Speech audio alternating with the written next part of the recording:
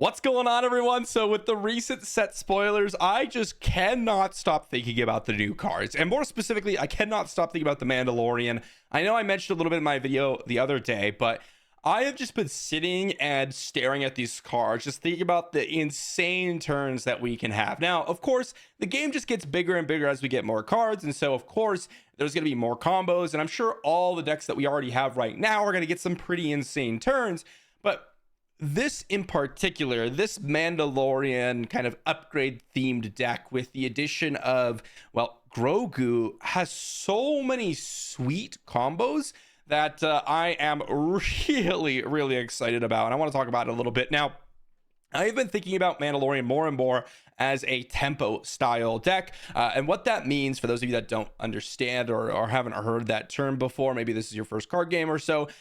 Tempo refers to trying to basically deploy either resource advantage or kind of playing at a resource advantage. So either doing something that's going to generate you early game value, maybe at a later game loss, or setting your opponent back while using less resources of your own.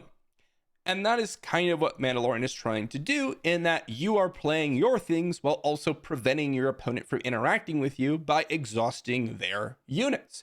Now, of course, Boba is another example of this, where, you know, you're waylaying things, you're exhausting things, and you just easily kill things off with things like Boba and other Boba. You're getting resource advantage. So we'll see if this can truly compete against Boba, but that doesn't mean that there aren't sweet turns that you can do. So, for example, and I think this is absolutely crazy. This is turn 2.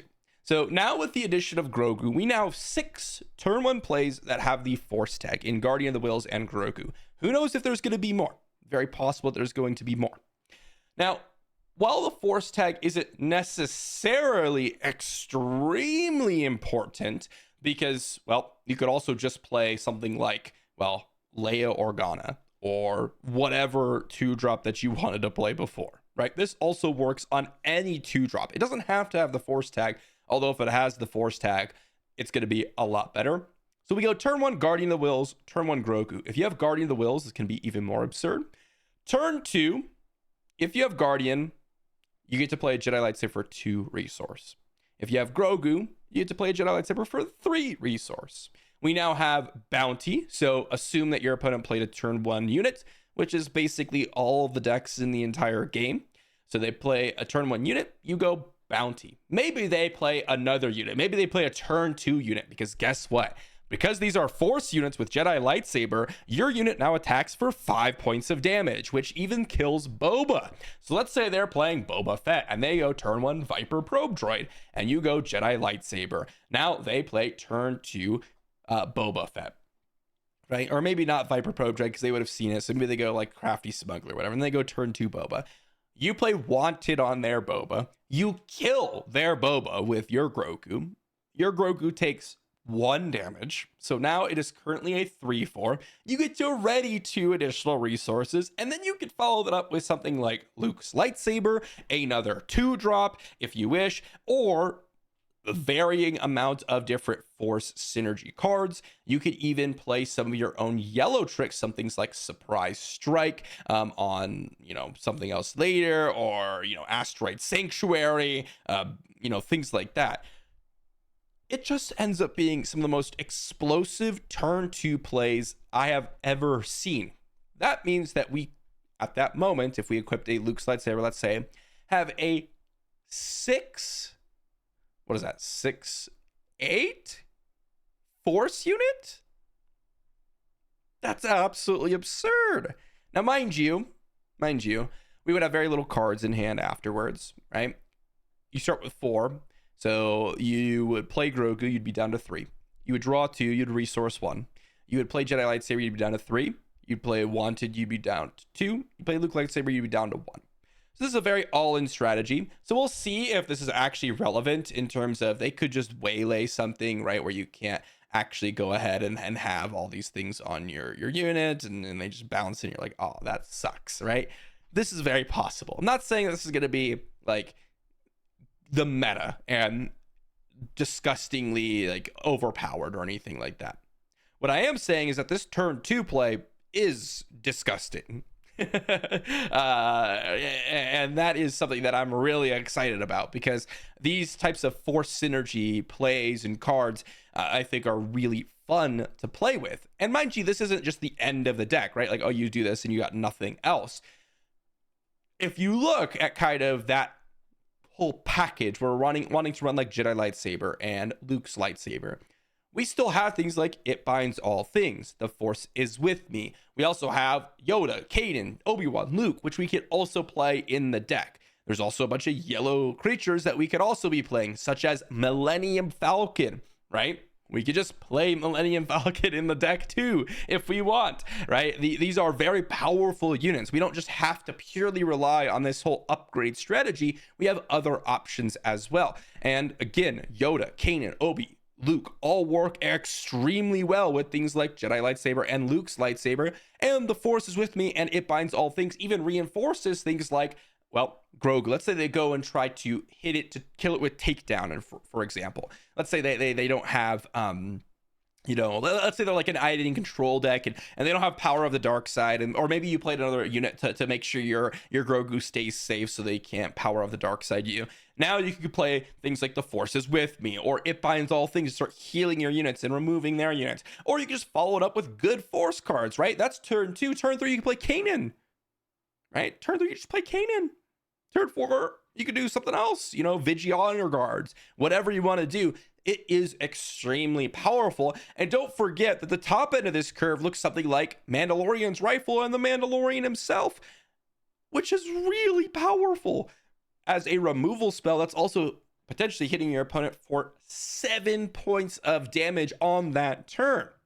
Mind you, and I haven't even really mentioned this, but when we talked about the Mandalorian earlier and the tempo plays that we're going to be making, if we make this play on turn 2, assuming we have the initiative, guess what? They don't even get to hit us because we have exhausted their turn 1 play. And on the following turns, we also just get to exhaust multiple different units because of all of our upgrades that we get to play. It is extremely absurd what this deck can do. And not to again say that this is going to be the meta or anything like that, but it does get me really excited because we don't know what they are willing to print yet. They could very well print some sort of upgrade that says this unit may not be returned to its owner's hand, or something like akin to hexproof from Magic, or something like that, right? We don't know what they'd be willing to print, but this could be even more absurd. And again, let's say, there is that turn where, maybe you try to play around the waylays and such and just at least get the one hit in value. That's still oftentimes really powerful in of itself. And again, following it up with things like, okay, let's say you killed their turn 2 play, and on turn 3, they immediately waylay your units. Well, that's basically their entire turn. Turn 4, assuming you didn't do anything turn 3, by the way, you could have just played a Kanan, right? Turn 4, you could follow it up with additional upgrades or potentially additional units. And then turn 5, you still get Mandalorian and a removal spell if you have Mandalorian's rifle on the battlefield. And even if you don't, you still get a 4/7, which is really powerful. So I am very excited about this deck in particular. I definitely checked out, Moff Gideon, started messing around with him, but he seems a lot more, I guess you could say, straightforward at the current moment. Of course, we don't have any, like a vast majority of the cards, okay? This is just like 12 cards, stuff like that. I don't even know, maybe like 8, 9. Very little cards, okay? There's not a lot that were spoiled, but that doesn't make me any less excited. And I just wanted to kind of share my thoughts and some things that you could be doing with this type of strategy. Now that we have multiple force units, again, you don't have to play force units. Wanted is a nice key portion of this because it's a free spell, right? We weren't able to do something like this before because, well, you didn't have Wanted, right? So you could go like turn 1, Battlefield Marine, turn 2 Jedi lightsaber. Like that was totally a thing you could have done, right? And now you have a 6/6, which is really strong, but it wasn't a force unit, which means you didn't get that synergy. You couldn't go follow it up with Luke's lightsaber. And of course, you don't really want to be playing It Binds All Things, The Force Is With Me, because you didn't really have any other, potential synergies if you weren't running that force deck, or you couldn't get as much value out of it. You know, if you were playing like Luke Blue, for example, or Luke Green, you could be playing these cards, but it just kind of reinforces some of those strategies. And again, you could be playing Luke Yellow now and do the same thing. You could do the same thing with Luke Yellow with Grogu in your deck. Like, that's really cool. So I'm just really excited about it. I wanted to share my excitement and just kind of share some things that I was thinking about. Hopefully you all did mind, or hopefully you all enjoyed. I love talking about the new cards, and it just gets me so excited that I just wanted to talk about it and share it with everyone. So let me know what you think in the comment section down below. Is there any other sweet things that you've noticed? I don't know. I'm recording this video before we got any additional spoilers, so if there is any other new spoilers out there, I mean, this could be completely different, but I'm going to try to keep you all updated on the spoilers. So be sure to subscribe if you haven't already, and I'll be back tomorrow with another video. Thanks for watching. See you then.